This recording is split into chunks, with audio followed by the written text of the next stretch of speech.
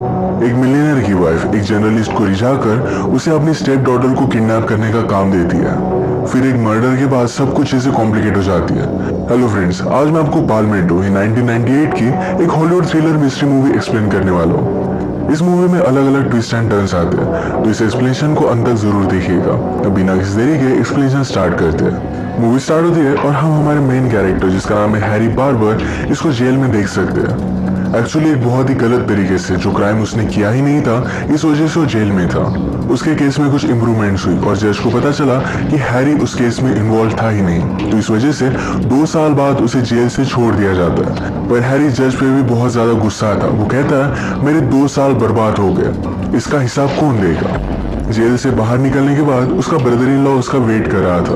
उसका brother in law एक police में है, तो उस पर भी वो बहुत ज्यादा गुस्सा है कि पुलिस की वजह से वो इस सब में फंसा हुआ था। ब्रदर इन लॉ कहता है क्या तुम फिर से पालमेटो वापस जाने वाले हो। पालमेटो इस सिटी का नाम था। हैरी इसमें थोड़ा भी इंटरेस्टेड नहीं था, पर तभी हैरी की एक्स गर्लफ्रेंड उसे मिलने के लिए आई। वो उसे कहता है अब बहुत सारे साल हो गए, पर उसे कुछ भी बोलने नहीं देती, डायरेक्टली किस कर लेती। इसके बाद क्या था, अपनी गर्लफ्रेंड के साथ वो पालमेटो में पहुंच गया। सालों पहले उसकी गर्लफ्रेंड आयरन की चीजें बनाती थी, पर अब वो एक आर्टिस्ट बन चुकी है। उसका एक एक पीस ये हंड्रेड्स ऑफ डॉलर्स के लिए जाता है। वो प्रॉपर्ली अब सेटल हो चुकी थी। हैरी को भी लगता है कि उसे कुछ काम ढूंढना चाहिए। ये ढूंढने के लिए उस सिटी में गया, पर आज उसे कोई भी काम नहीं मिला। वो जरा वरीड था, तो नीना उसे कहती है मेरा बहुत सारा आर्ट वर्क है, इसे तुम डिलीवर कर सकते हो, मेरे लिए काम कर सकते हो। इस बात से हैरी का ईगो हर्ट हो गया और वो गुस्सा होकर वहां से चला जाता है। वो एक बार में आया हुआ था, तभी बहुत ही अमीर सी लड़की उसके पास से गुजरी। वो फोन बूथ पर जाकर कुछ बात करती है और अपनी पर्स पीछे ही छोड़ गई। ये हैरी जाकर देख लेता है। इसमें बहुत सारे पैसे थे, तो थोड़े से हैरी ने इसमें से निकाल लिए। अचानक से वो लड़की वापस आ गई। हैरी कहता है मैं तुम्हें पर्स लौटाने वाला था। बार टेंडर ने सब देखा था, तो कहता है कि तुम्हारे पैसे चेक कर लो। उस लड़की ने कहा कि इसमें सारे पैसे हैं। वो हैरी से कहती है क्यों ना मैं तुम्हारे लिए ड्रिंक बाय करूं। उसने उससे पूछा मुझे लगता है कि तुम्हें रिस्की काम करना अच्छा लगता है, मेरे पास तुम्हारे लिए काम है, इसमें तुम्हें पैसे तो बहुत सारे मिलेंगे पर रिस्क भी है। हैरी पूछता है कि एग्जैक्टली काम क्या है। इस लड़की ने उसे अपना नंबर दे दिया। कहता है कि कल मुझे कॉल करना। जाते वक्त उसे कहती है मेरी एक चीज तुम्हारे पास है। एक्चुअली हैरी ने उसके पर्स से पैसे निकाल लिए थे। ये लेकर वहां से चली गई। शाम में हैरी काम ढूंढते ढूंढते रिवर के पास आया, जहाँ पर एक बोट ओनर से वो बात करता है। वह उसे एक बहुत ही ब्यूटीफुल सी बोट दिखी। वो इसके बारे में बोट ओनर से पूछता है, तो बोट ओनर ने कहा कि हमारे इस टाउन में मेलरोक्स ये एक मिलियनर आया हुआ है, उसकी एक वाइफ है और बेटी के नाम पर भी उसने एक बोट रखी हुई है। अगले दिन हैरी की गर्लफ्रेंड नीना ये मेलरॉक्स के यहाँ ही डिलीवरी देने के लिए जा रही थी, तो हैरी कहता है कि मैं देकर आता हूँ। वो यहाँ पर पहुंचा तो डायरेक्टली उसी लड़की को देखता है। एक्चुअली ये मेलरॉक्स की वाइफ थी और मिसेस मेलरॉक्स इतनी अमीर है तो उस पर वो ट्रस्ट कर सकता है। हैरी ने उसे कहा कि काम क्या है ये तुम मुझे बताओ। उसे पैसे देती है और कहती है सी के पास एक हाउस रेंट करो, वहीं पर हम बात करेंगे। इसके बाद रात में मिसेस मेलरॉक्स उसे मिलने के लिए आई। हैरी को पता था कि वो कुछ ना कुछ तो इलीगल बात करेगी, इस वजह से उसने टेप रिकॉर्डर को ऑन कर दिया। मिसेस मेलरॉक्स कहती है तुम्हें मेरी डॉटर ऑडेट की किडनैपिंग करनी पड़ेगी। ये काम रिस्की था, तो हैरी जरा कतराता है। तो मिसेस मेलरॉक्स ने कहा कि कोई भी किडनैपिंग होने नहीं वाली, ये प्लान मैंने और ऑडेट ने मिलकर ही किया है। ऑडेट कहीं घूमने चली जाएगी और इसके बदले में हम $500,000 की रैंसम मांगेंगे। ये कॉल तुम करोगे। इसके 10% $50,000 ये वो हैरी को देने वाली थी। ये सारी कुछ डिस्क्रिप्शन देते हुए उसने हैरी को रिझाने की कोशिश की। हैरी भी उसकी ब्यूटी देखकर उसके साथ इंटीमेट हो जाता है। ये काम करने के लिए रेडी था, पर इससे पहले वो ऑडिट से मिलना चाहता था। ऑडिट उसे मिलने के लिए आई। हैरी वंडर करता है ये सारी चीजें वो करना क्यों चाहती है। एक्चुअल में मिसेस मेलरॉक्स ये उसकी स्टेप मदर है। ये सारा प्लान उसी का था, पर ऑडिट को भी पैसों की जरूरत होती है। उन्हें हमेशा से ज्यादा पैसे खर्च करने की आदत है। ऑडिट जब तक 18 ईयर्स की नहीं हो जाती तब तक उसे पैसे काम आएंगे, इसके बाद वो फिर से अपने फादर के पास वापस आ सकती है। हैरी उसे कहता है कि अगर तुम्हें पुलिस ने पकड़ लिया तो 1 सेकंड में तुम सब कुछ बातें उगल दोगी। इस पर वो गुस्सा होगी, उसे हिट करती है। हैरी भी उसे शांत होकर कहता है अगर हमें ये सब करना है तो एक अच्छे प्लान की जरूरत पड़ेगी। ये फिर सारी चीजें फिक्स करते हैं। अगले दिन हैरी की गर्लफ्रेंड नीना का एग्जीबिशन था। इस एग्जीबिशन में मिसेस मेलरॉक्स भी आई। हैरी ने अपने टाइपराइटर से नोट लिख कर मिसेस मेलरॉक्स को दे दिया। इसमें लिखा था कि अपनी बेटी को अगर सही सलामत पाना चाहते हो तो मुझे $500,000 दे दो। इसके साथ मिसेस मोल्ड्रॉस को उसने ऑडिट के हेयर्स दिया। इसे सारी चीजें बिलीवेबल लगेगी। अब इनका प्लान था कि ऑडिट अपने फ्रेंड के साथ एक क्लब में जाएगी, पर अचानक से वहां से गायब हो जाएगी। सबको लगेगा कि ऑडिट किडनैप होगी, पर ऑडिट एक अच्छे से होटल में जाकर सेफली रहेगी। अब इनके इसी प्लान की एग्जीक्यूशन चल रही थी। ऑडिट क्लब से बाहर आई और अपनी गाड़ी के पास आती है, तभी उसकी गाड़ी को पीछे से किसी ने ठोक दिया। उस आदमी के साथ वो झगड़ा करने लग गए। अगर ये फाइट बढ़ जाती तो इनका प्लान प्रॉब्लम में आ जाता, इसलिए हैरी पीछे से आया, उस आदमी के सर पर मारकर ऑडिट को लेकर जाता है। वो ऑडिट पर गुस्सा आता, कहता है छोटी छोटी गलतियां बहुत ही महंगी पड़ती है। उसने उसे बताया कि वो जेल में क्यों गया था। इस टाउन में उसने रिवर के पास बहुत सारी एक्सपेंसिव कार्स देखी।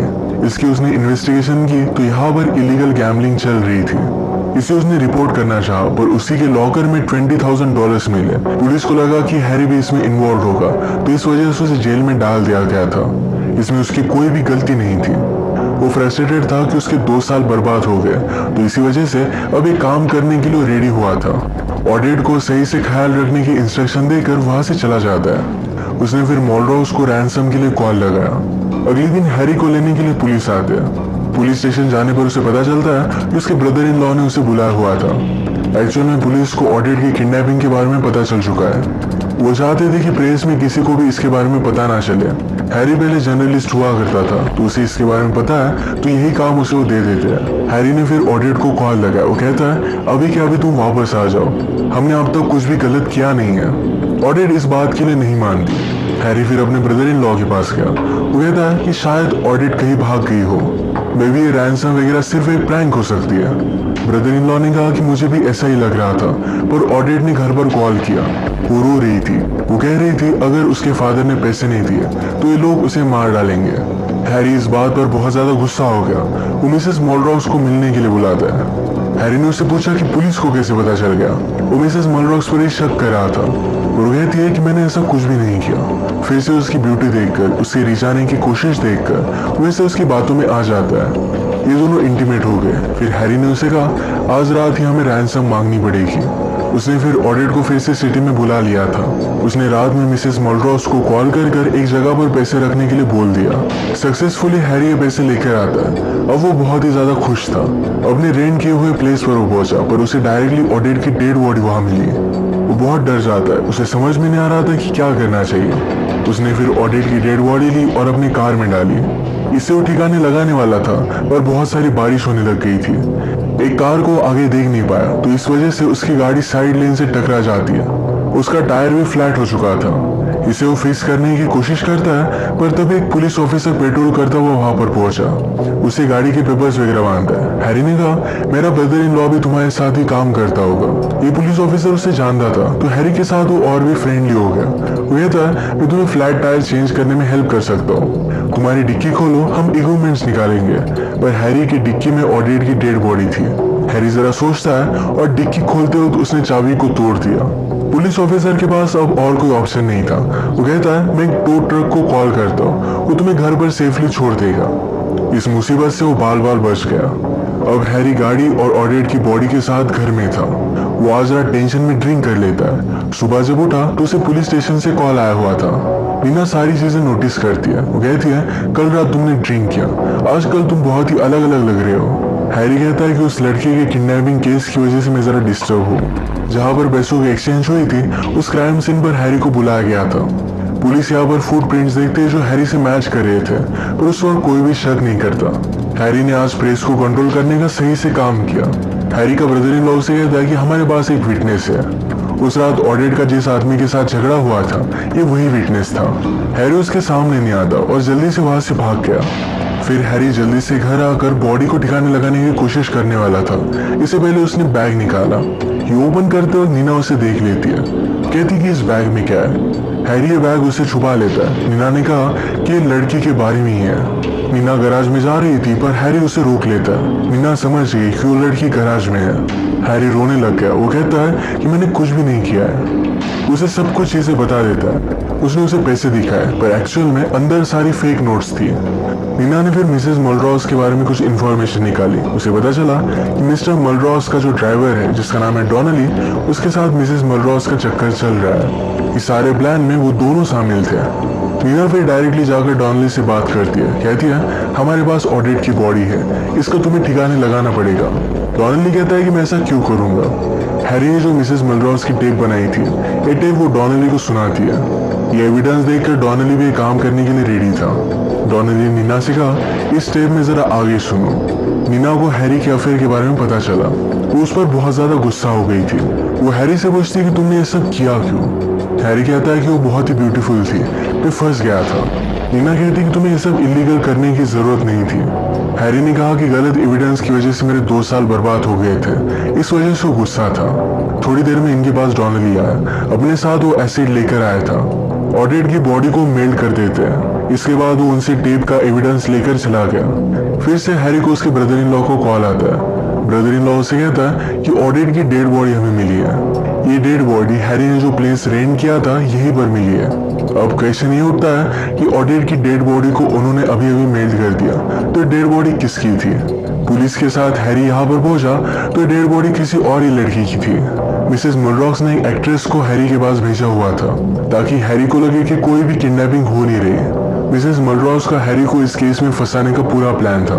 अब जो डेड बॉडी मिली है ये एक्चुअल में मुलरॉक्स की बेटी की डेड बॉडी थी। यहाँ पर पुलिस को जो विटनेस मिला था ये भी देखने के लिए आया हुआ था। ये हैरी को पहचान लेता है और कहता है हैरी ने ऑडिट को किडनैप किया था। ये देखकर हैरी जल्दी से वुड्स में से यहाँ से भाग गया। वो रात में डायरेक्टली मिसेस मुलरॉक्स के पास पहुंचा। वो उस पर बहुत ज्यादा गुस्सा हो गया था। तो मिसेस मुलरॉक्स कहती है ये सारा प्लान डॉनली का है, वो मुझे भी इसमें फंसा रहा है। वो उसे फिर से किस करती है, कहती है हम दोनों यहाँ से भाग जाते हैं। पर हैरी इस बार फंसने नहीं वाला था। वो डायरेक्टली मुलरॉक्स के रूम में गया। वो कहता है तुम्हारी वाइफ ने ये सब प्लान बनाया था। उसे सब कुछ सच सच बता देता है। डॉनली रूम में आया और हैरी पर वो गन लगाता है। मिसेस मुलरॉक्स भी वहां पर पहुंची, पर मिसेस मुलरॉक्स ये कोई और ओल्ड लेडी थी। एक्चुअल में अब तक हमें जो मिसेस मुलरॉक्स लग रही थी ये डॉनली की वाइफ थी। डॉनली और वो ये मिस्टर मुलरॉक्स के यहाँ पर सर्वेंट थे और उन्होंने मिलकर एक ऑडिट को किडनैप करने का प्लान बनाया था। मिस्टर मुलरॉक्स हैरी पर बिलीव नहीं करते और उस पर बहुत ज्यादा गुस्सा हो गए थे। वो डॉनली को ऑर्डर करते हैं कि इसे लेकर जाकर मार डालो। जहाँ पर इन्होंने फेक ऑडिट की बॉडी मेल की थी यही पर डॉनली हैरी को लेकर आया। हैरी की गर्लफ्रेंड नीना को भी उन्होंने किडनैप कर लिया था। डॉनली और उसकी वाइफ मिलकर हैरी को एसिड में डालने वाले थे तभी वहां पर पुलिस पहुंच गए। हैरी ने ऑलरेडी अपने ब्रदर इन लॉ को सारी चीजें बता दी थी। सारे पुलिस यहाँ पर पहुंच गए। फाइट में डॉनली ही एसिड में गिर गया। डॉनली की वाइफ को पुलिस ने अरेस्ट कर लिया, पर इसके साथ ही पुलिस ने हैरी को भी अरेस्ट किया क्योंकि उसने भी इनकी इसमें मदद की थी। लास्ट में उसने पुलिस को सब कुछ बता दिया, पर पहले तो उसने किडनैपिंग में मदद की थी।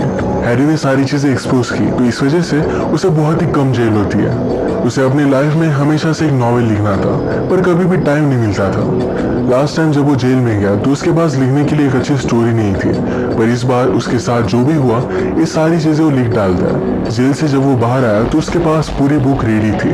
वो हमसे कहता है कि शायद मेरी बुक पर मूवी भी बन जाए और यहीं पर ही मूवी एंड हो जाती है। वो पहले बहुत ज्यादा लालच में आ गया था, तो जब उसे पता चला कि वो फंस रहा है तो उसने सब कुछ चीजें पुलिस को सच सच बता दी थी।